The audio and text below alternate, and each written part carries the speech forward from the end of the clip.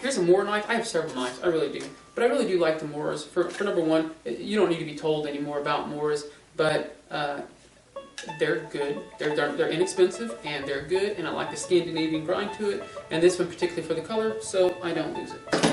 I've got some extra rope, whatever. I made my own ridge line here for each one of my tarps, the ones that came with it. Well, part of the reason why the price is cheaper on it is because, well, little accessories like that aren't real strong. And I got me some of these Night Eyes jam cams. I happen to like them better than the, what do they call those, the figure 9s or something like that. I happen to like these better. These are the plastic ones here, and then I also have the metal ones, steel ones I think it is or something. But anyways, this is my ridge line with a couple press-up knots.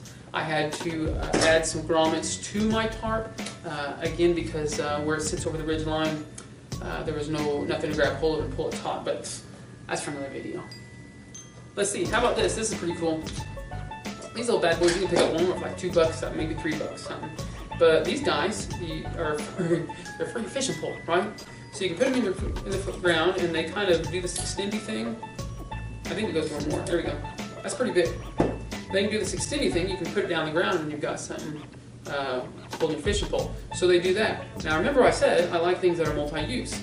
But the other thing that you can do with these is, in the event you're trying to get your maybe your food cooked quickly, maybe you're wanting to do it over the fire or something like that, you got this one here, you got this one, of course, on the other side.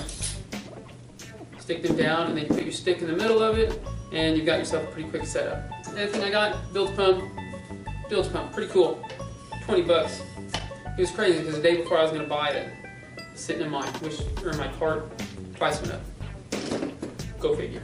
Here. How about gear snake? I've seen a lot of people use gear ties. This gives you 16 foot, like a gear tie, and then you cut it to length.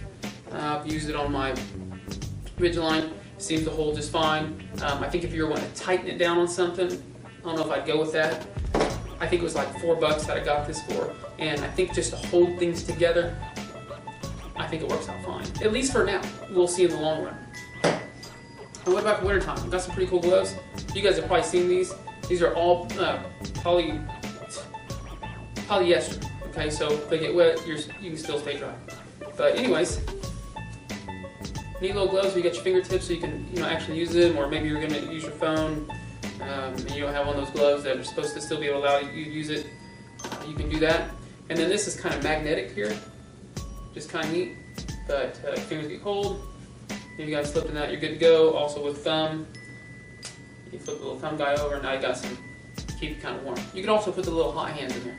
That'd be kind of neat. Neat gloves. I think there's like 12 something. I have no problem shopping at Walmart. I don't see what the big deal is. Whatever. And then of course my hat. I love my hat. My wife got this for me for Christmas. These bad boys right here. You press this button. Bam. Get your light. That'd be pretty cool. It's cool out, and I don't have a headlamp or don't need it. This isn't very bright, but it does have a pair of lights that tilt down at a certain degree, and the other ones tilt out a little bit, so you're getting two distances, which is pretty cool. You can't forget your Bluetooth speaker. This guy's supposed to suction cup. I don't trust any suction cups. I don't see how people put their cameras like on the side of their car, their action cams on the side of their car with a suction cup. I'm not doing that. I don't trust them. I don't trust them.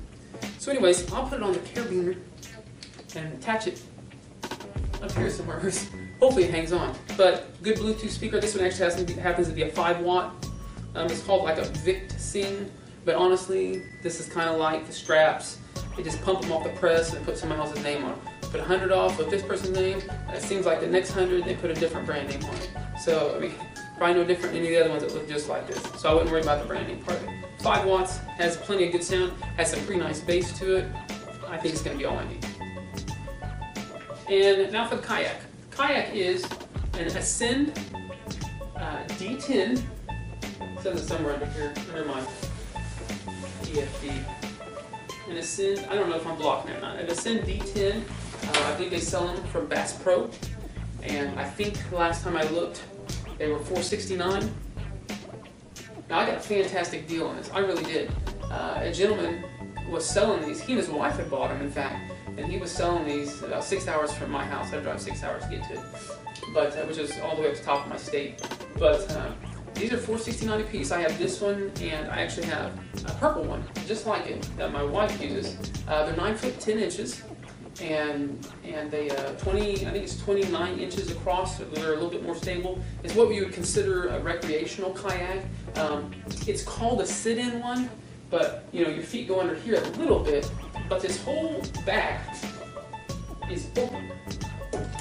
The whole back is completely open. That just covers it. So I think the cockpit to it is actually, they said 68 inches long and like 20, I think it's 23 inches wide in the cockpit.